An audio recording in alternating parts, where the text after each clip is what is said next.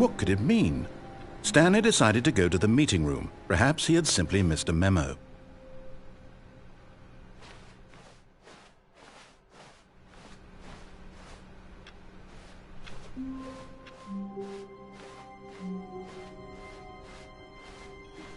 When Stanley came to a set of 2 open doors, he entered the door on his left.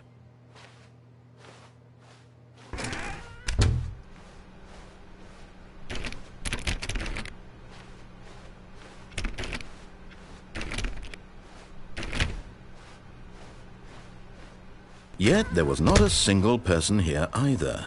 Feeling a wave of disbelief, Stanley decided to go up to his boss's office, hoping he might find an answer there.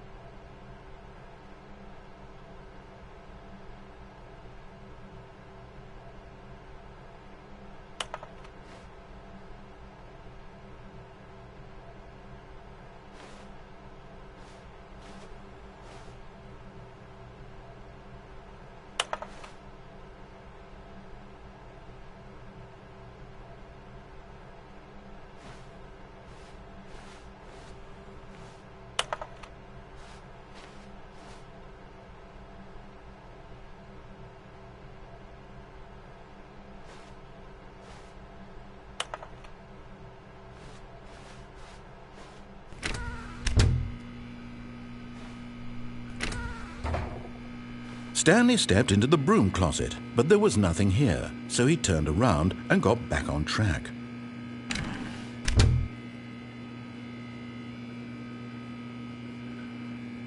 There was nothing here.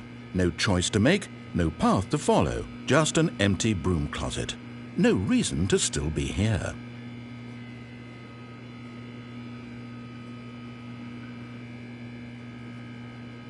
It was baffling that Stanley was still just sitting in the broom closet. He wasn't even doing anything. At least if there was something to interact with, he'd be justified in some way. As it is, he's literally just standing there doing sweet FA.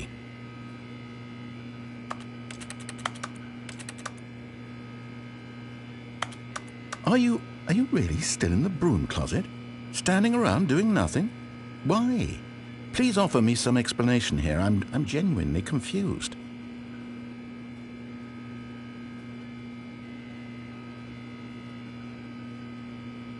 You do realize there's no choice or anything in here, right?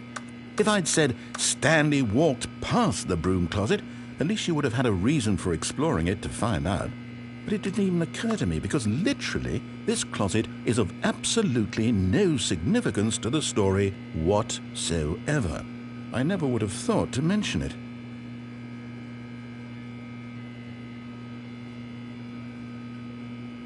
Maybe to you this is somehow its own branching path. Maybe when you go talk about this with your friends, you'll say, "Oh, did you get the broom closet ending? The broom closet ending was my favorite." I hope your friends find this concerning.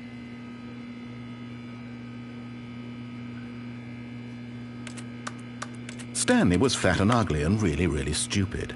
He probably only got the job because of a family connection. That's how stupid he is. That or with drug money. Also, Stanley is addicted to drugs and hookers.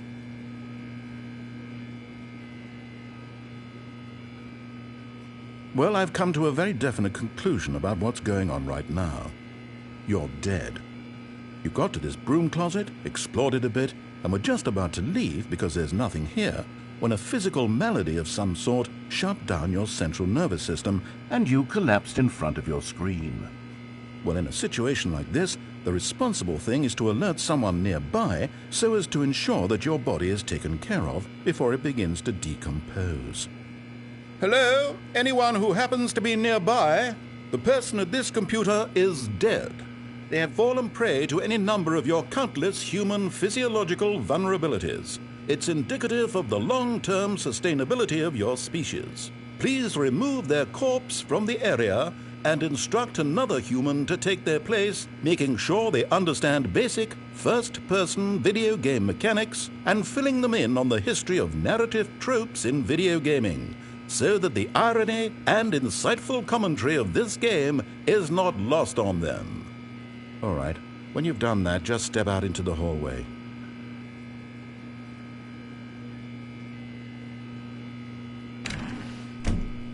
Ah, second player. It's good to have you on board.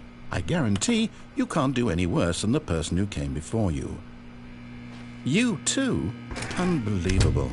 I'm at the mercy of an entire species of invalids. Perhaps there's a monkey nearby you can hand the controls to. A fish? Fungus? Look, you can hammer out the details. I'm not particularly picky. I'll just be waiting for when you're ready to pick up the story again.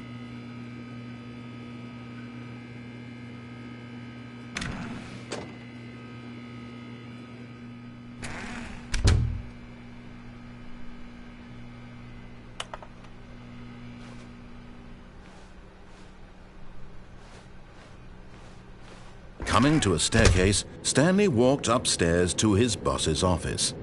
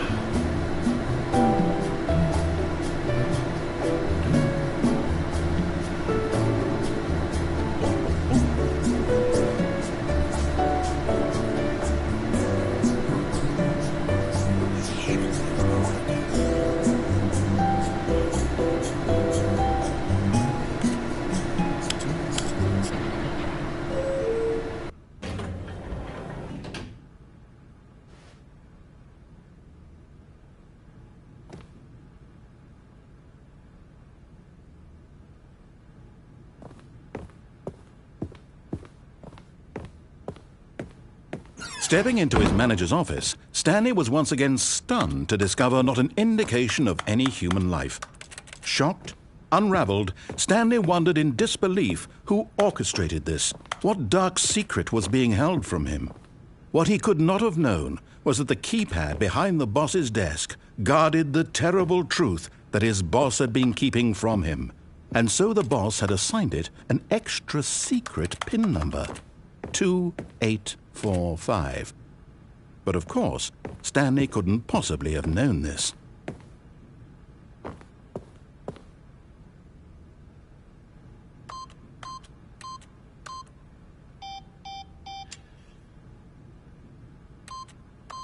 Stanley just sat around twiddling his thumbs. Trying to input anything on the device was useless, since he could never possibly know that the combination was 2845.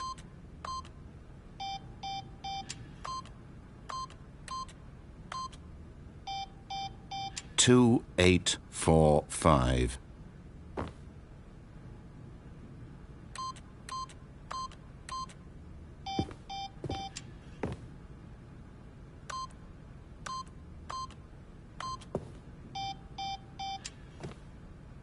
Forgot, but it turns out that the panel's emergency override kicked in, and the door just opened all by itself, and Stanley got the hell along with the story.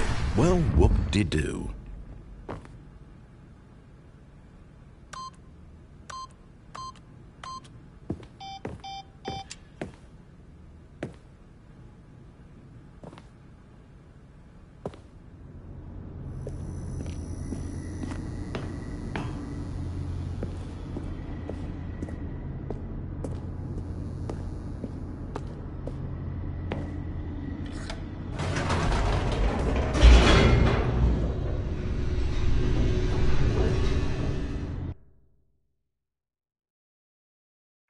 Descending deeper into the building, Stanley realized he felt a bit peculiar.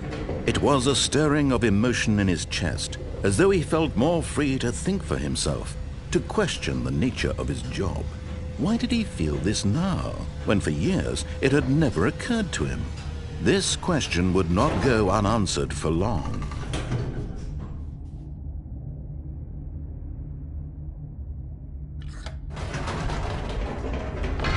Whoops, nope, never mind. Stanley actually got back into the elevator and went back up. Silly me. Why did Stanley do that when he knew that it would just lead back to his boss's office? Well, that's a great question. I just can't wait to find out.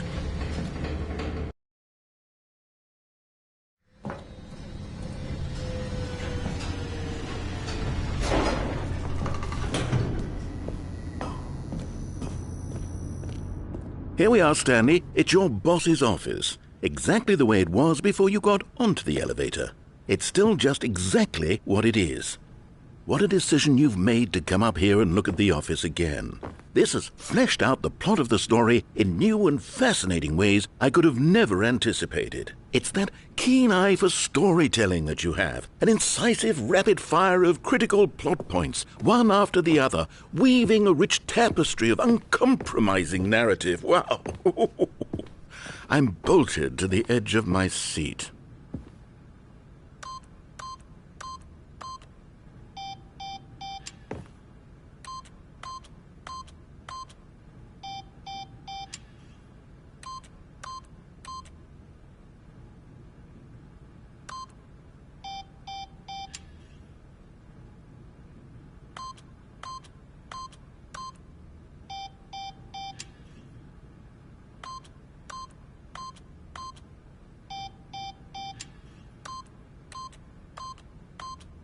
Eight.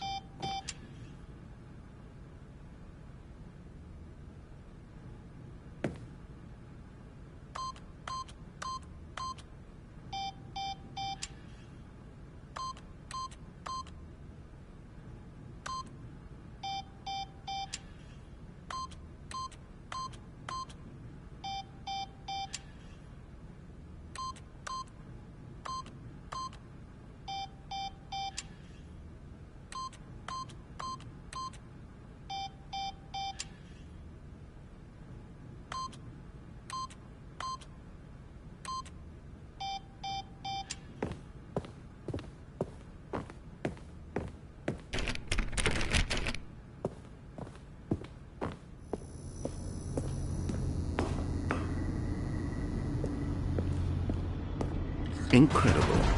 Now he's getting back into the elevator and going down again. Ladies and gentlemen, how does he keep coming up with all of this?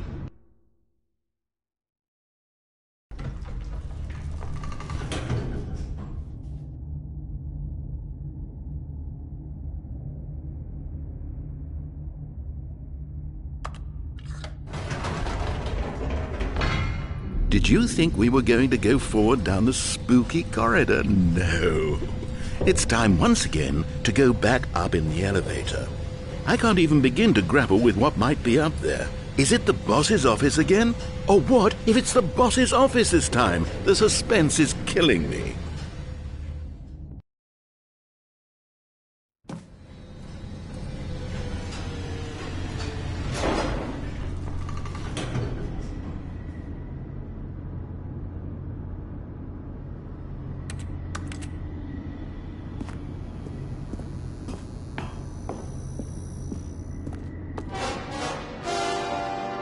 Oh my God, it's the boss's office.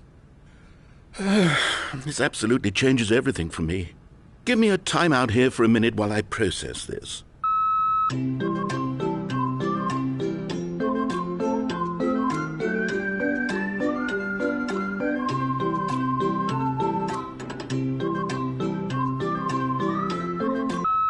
Okay, I'm ready. I'm prepared to embrace this stunning revelation and to move forward with... No! No, wait! No! I need more time to process.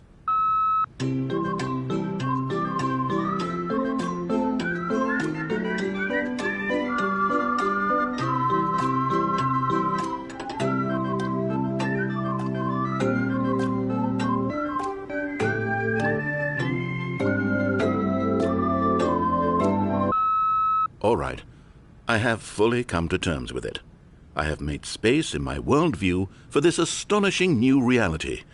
As before, I turn to your expert eye for gripping narrative, Master Stanley.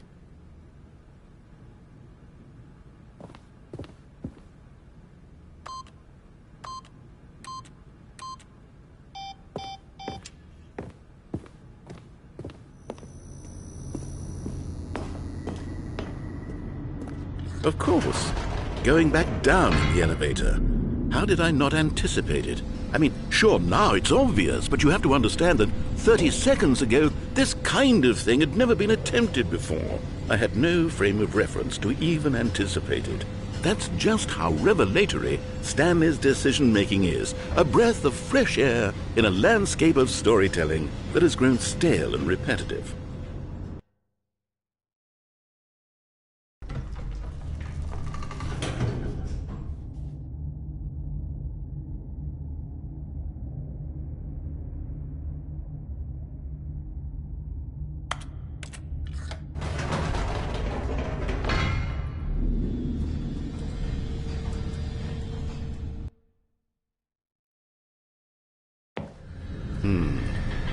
You know what? I've just thought of something. Hold on, let's stop for a moment. Don't you realize? It's the anticipation, Stanley. You and I, we have no way of knowing what will be at the top of this elevator. But the suspense, the agony of waiting and anticipating and having to guess, that's the real thrill. Oh, I simply don't want to let that feeling go. It's so precious, so fleeting. Why don't we take this elevator ride nice and slow? There we go. Isn't this so much more exciting? You know, Stanley, it seems like nowadays the only thing that audiences want is to be shocked as loudly and frequently as possible. They want big, explosive moments flung right in their faces from the very moment that things get started. But where's the tension? Where's the trust in the audience to build a slow and nuanced appreciation for the story, the characters? Why aren't we given time to imagine the surprises, to have to think and to anticipate and then to marvel at the eventual reveal? This is storytelling, Stanley. What you and I are doing right now. This is the most exciting narrative to be developed in years, and it's really all because of you. You're the one who took this bold step of revisiting the exact same locations over and over. Truly, I mean it. This is unique and different. It's not like anything else out there. You see, I want stories that surprise me, Stanley. I want to have to think. I want to be engaged and not pandered to. We're being fed such unimaginative drivel all the time, and we all know it, which is why we're so starved for content that makes us feel sharp and vital and alive. That's why people like you so much, Stanley, because you're not afraid to spit in the face of tradition. You're a role model, you know? People look up to you. Which is why, though I didn't know when to spring this on you, but, well, I've gathered a little press conference for you, so that you can talk about your work and your storytelling and your life. Yes, I know you're not much for the public eye, but I thought it would especially mean a lot to the people who have been following you from the beginning. They really look up to you, Stanley. I don't know if you realize the impact you have on them. This is the kind of gesture that might leave a tremendous impact on them for the better. Oh good, we're here. Okay, the room where we're holding the press conference should be just around the corner here somewhere.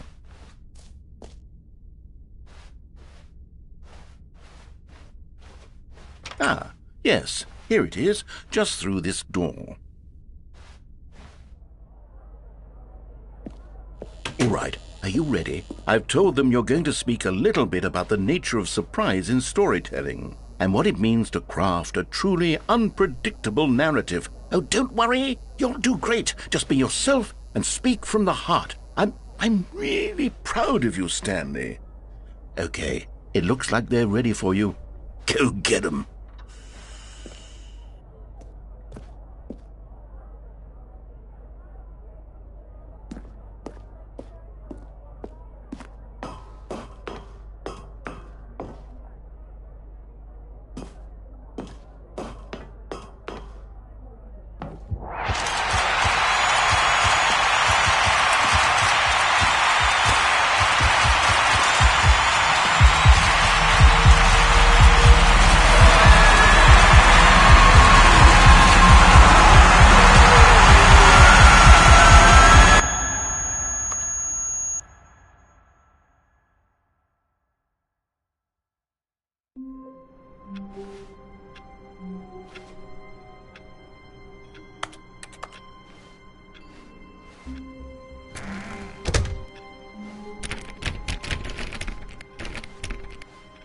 All of his co-workers were gone.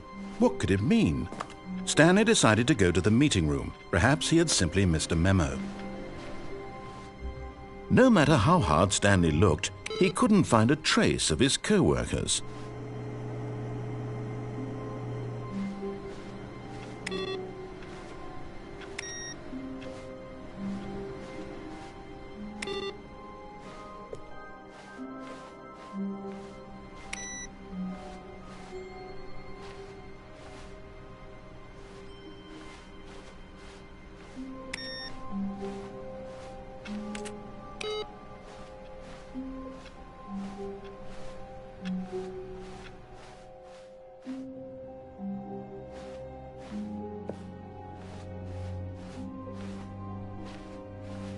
When Stanley came to a set of 2 open doors, he entered the door on his left.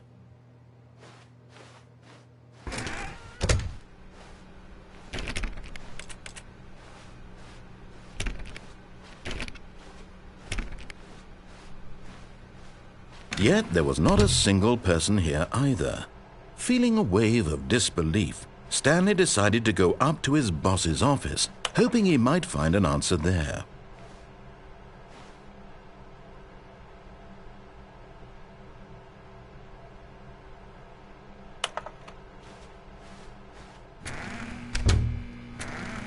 Oh, no, no, not again. I won't be part of this. I'm not going to encourage you. I'm not going to say anything at all.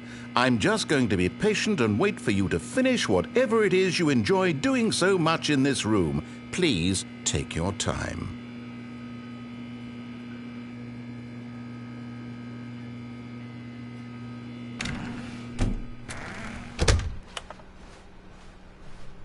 Coming to a staircase, Stanley walked upstairs to his boss's office.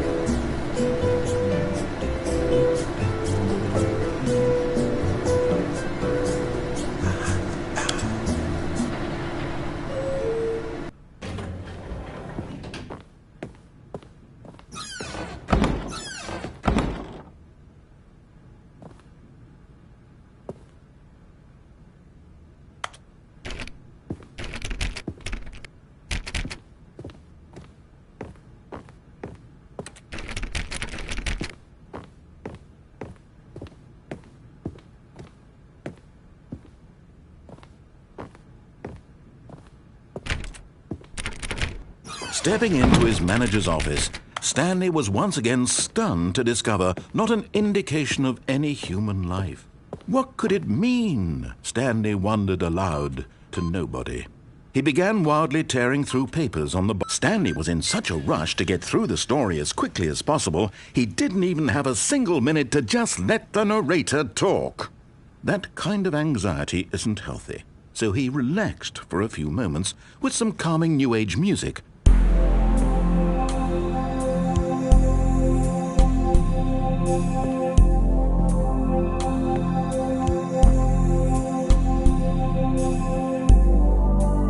Feeling soothed and rejuvenated, Stanley calmly walked forward into the opened passageway.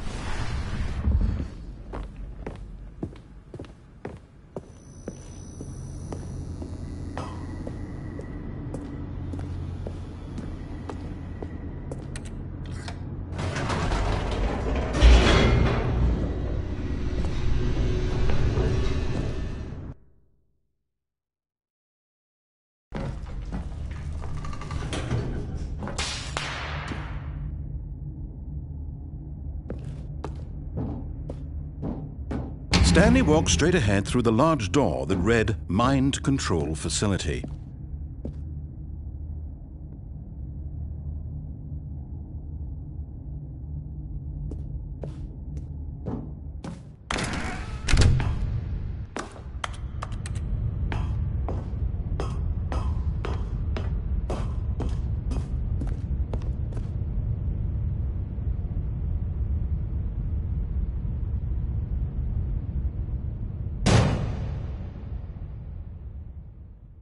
Aha! You've made it to the bottom of the Mind Control Facility. Welcome! You see, back when the Stanley Parable first launched in 2013, getting to the bottom of the Mind Control Facility was a bug that we simply didn't catch during development. And you all sent us lots of photos of it on Twitter and acted very superior about it.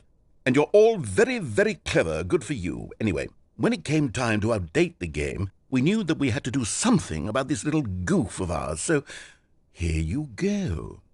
New content. You can call it the bottom of the mind control room ending, if that enhances your perception of the value of these updates. Isn't that what you crave? New content? Always more content, more content, more. And I'm here to give it to you. I'm here to make it seem like we really covered every nook and cranny of the game with secrets and Easter eggs. How about this? We wrote a new piece of music just for this section. You won't hear it anywhere else in the game. It's a secret that's just for you. That's how special you are. We call this track, Good Job You've Made It to the Bottom of the Mind Control Facility. Well done.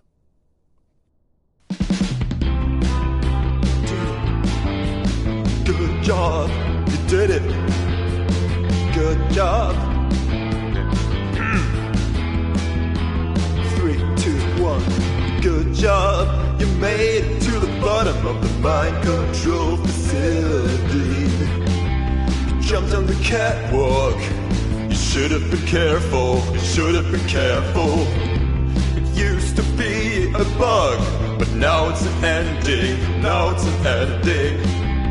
I believe in you. I believe in your ability to cross this barrier and chase your dreams. Railings don't mean anything. Good job, you did it. Good job, you did it. Good job, you did it. Good job, you did it. Good job, you did it. Good job, you did it. Good job, you did it. Good job, you did it. Good job, you did it. Good job, you did it.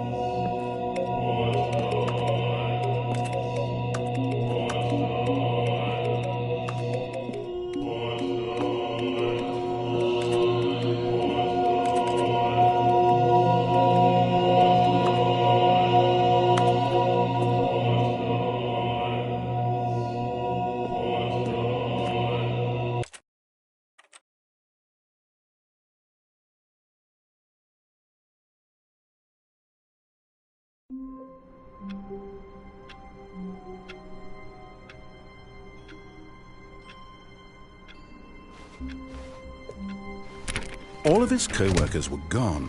What could it mean? Stanley decided to go to the meeting room. Perhaps he had simply missed a memo.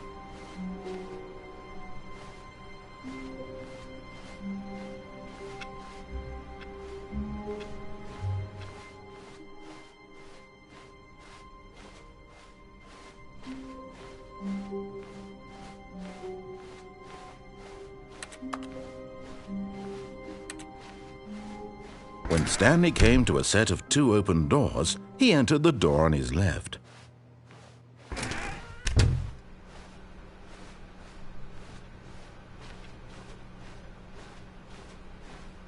Yet there was not a single person here either. Feeling a wave of disbelief, Stanley decided to go up to his boss's office, hoping he might find an answer there.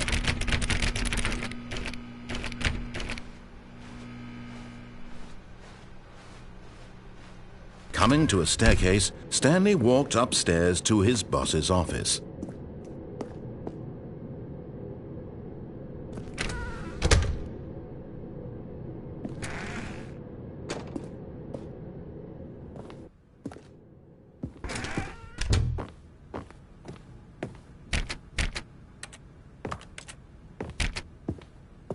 Okay, I think we all...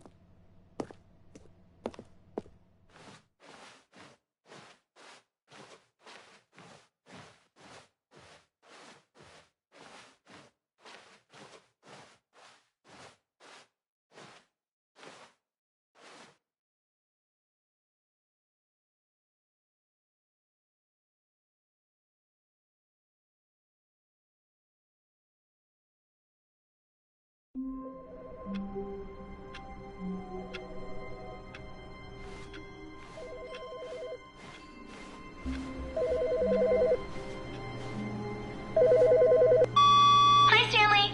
Just wanted to leave you a message to let you know there's a few things I need you to pick up on your way home from work today. We need milk, cereal, dish soap, spaghetti, get a thing of sugar, some bread, and coffee beans, whichever ones you like. I'll give you a call if there's anything I forgot. Thanks, sweetie. See you tonight.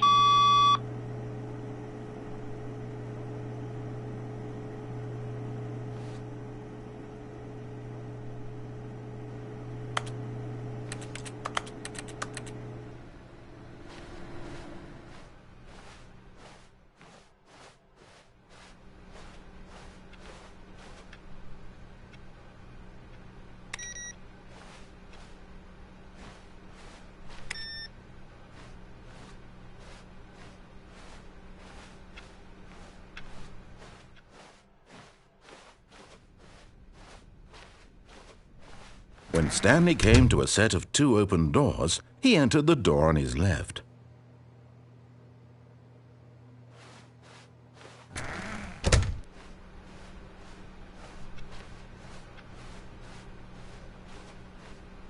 Yet there was not a single person here either. Feeling a wave of disbelief, Stanley decided to go up to his boss's office, hoping he might find an answer there. Coming to a staircase, Stanley walked upstairs to his boss's office.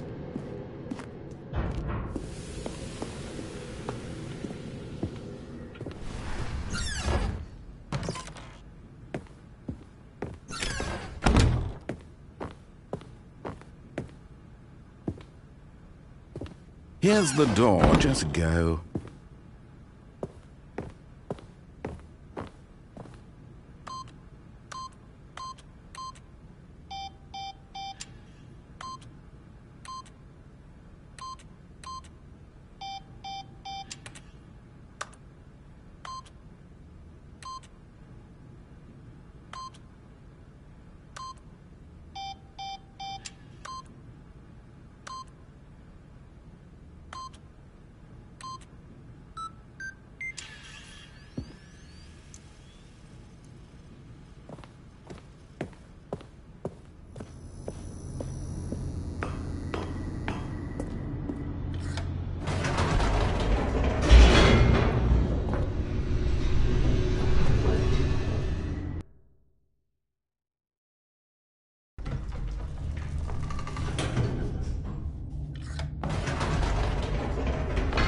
Whoops, nope, never mind. Stanley actually got back into the elevator and went back up. Silly me.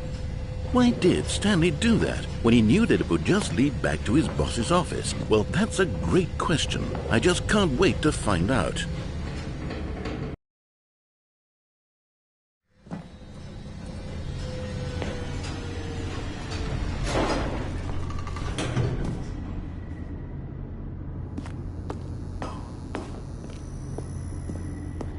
Here we are, Stanley. It's your boss's office. Exactly the way it was before you got onto the elevator. It's still just exactly what it is. What a decision you've made to come up here and look at the office again.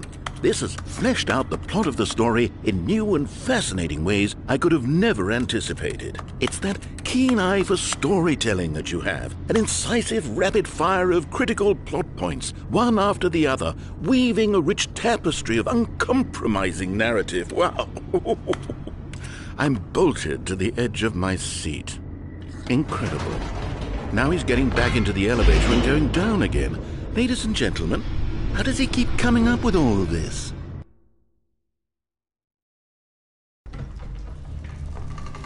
Surely this time Stanley will walk forward into the spooky corridor. Stanley walked straight ahead through the large door that read Mind Control Facility.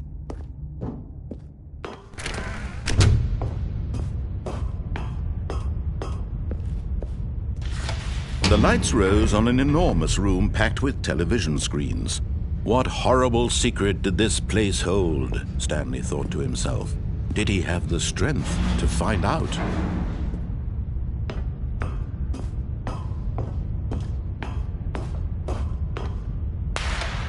Now the monitors jumped to life, their true nature revealed. Each bore the number of an employee in the building, Stanley's co-workers. The lives of so many individuals reduced to images on a screen, and Stanley, one of them, eternally monitored in this place where freedom meant nothing.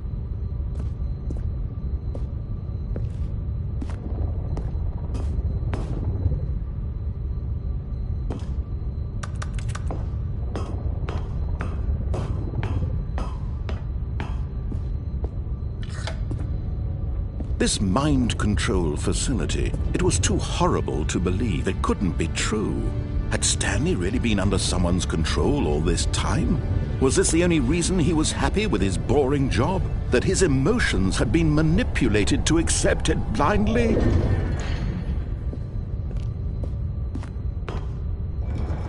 No, he refused to believe it. He couldn't accept it. His own life in someone else's control? Never!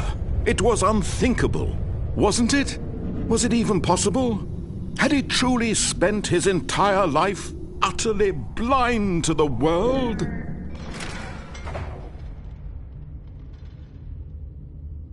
But here was the proof, the heart of the operation.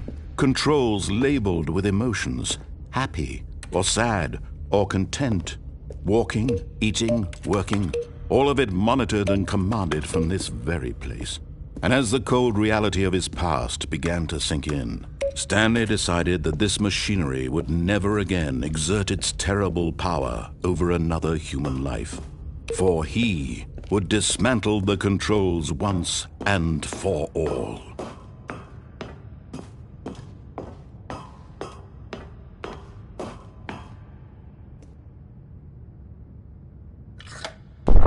Oh, Stanley, you didn't just activate the controls, did you? After they kept you enslaved all these years, you go and you try to take control of the machine for yourself. Is that what you wanted? Control? Oh, Stanley, I applaud your effort, I really do. But you need to understand, there's only so much that machine can do. You were supposed to let it go, turn the controls off, and leave. If you want to throw my story off track, you're going to have to do much better than that. I'm afraid you don't have nearly the power you think you do. For example, and I believe you'll find this pertinent, Stanley suddenly realized he had just initiated the network's emergency detonation system. In the event that this machine is activated without proper DNA identification, nuclear detonators are set to explode, eliminating the entire complex. How long until detonation then? Let's say, 2 minutes. Now this is making things a little more fun, isn't it, Stanley? It's your time to shine. You are the star. It's your story now. Shape it to your heart's desires. Oh, this is much better than what I had in mind. What a shame we have so little time left to enjoy it. Mere moments until the bomb goes off. But what precious moments each one of them is. More time to talk about you, about me, where we're going, what all this means. I barely know where to start. What's that? You'd like to know where your co-workers are? A moment of solace before you're obliterated? All right, I'm in a good mood. You're gonna die anyway. I'll tell you exactly what happened to them. I erased them. I turned off the machine. I set you free. Of course, that was merely in this instance of the story. Sometimes when I tell it, I simply let you sit there in your office forever, pushing buttons endlessly and then dying alone. Other times, I let the office sink into the ground, swallowing everyone inside, or I let it burn to a crisp. I have to say this, though, this version of events has been rather amusing. Watching you try to make sense of everything and take back the control wrested away from you, it's quite rich.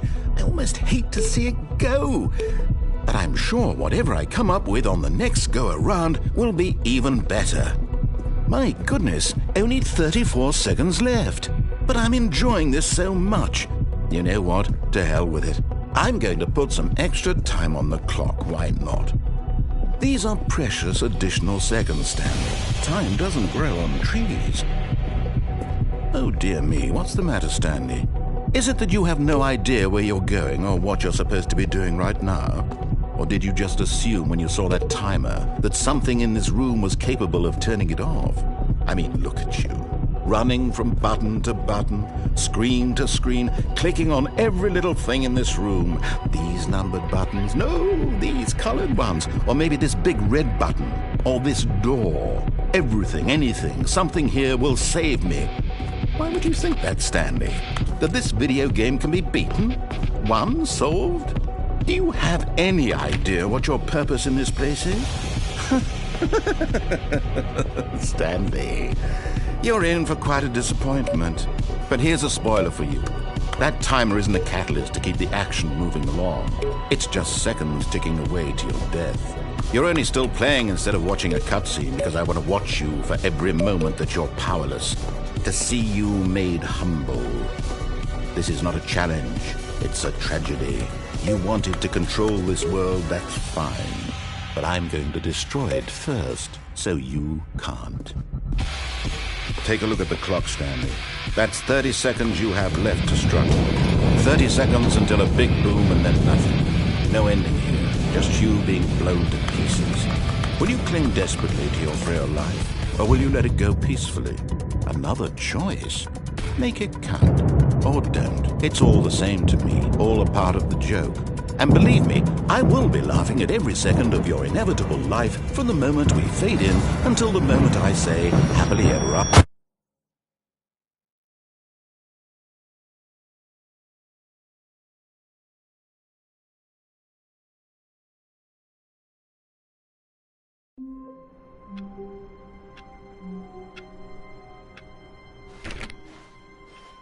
All of his co-workers were gone. What could it mean? Stanley decided to go to the meeting room. Perhaps he had simply missed a memo. No matter how hard Stanley looked, he couldn't find a trace of his co-workers.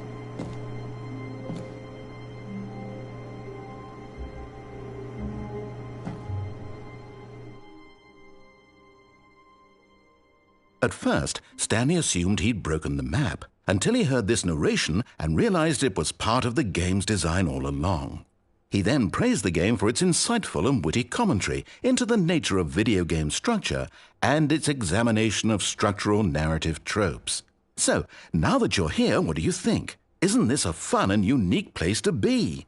Why don't we take a minute just to drink it all in? Okay, I'm over it now. What do you think? Are you sick of this gag yet?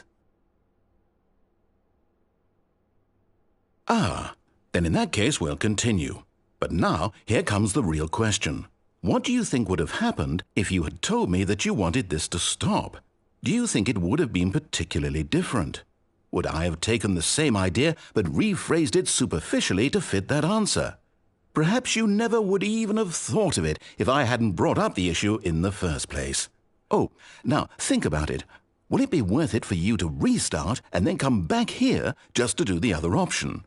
Clearly, this whole gag...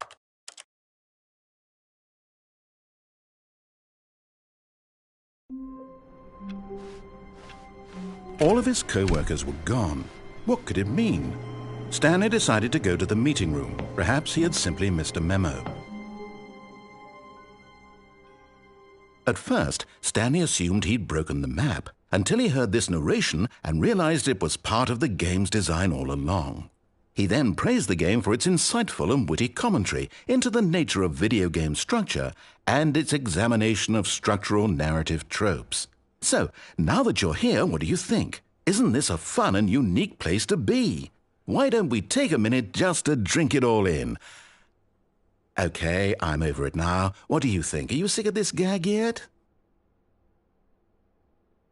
Well, I don't know how to say this politely, but you could literally just restart the game any old time you want, like right now. You could have done it just then. Now would also be an appropriate time to quit. Any of these points and so many, many more, all of them are appropriate. I'm enjoying what seems to be an internal conflict going on where you are literally unable to act on your own desires to restart the game. So, just to push the envelope, I'm going to try and make this as miserable as possible and see how long you can maintain. There once was a man named Stanley, who people considered so manly. But the truth must be told, he was not very old and was quite particularly gangly. What Stanley liked most was buttons.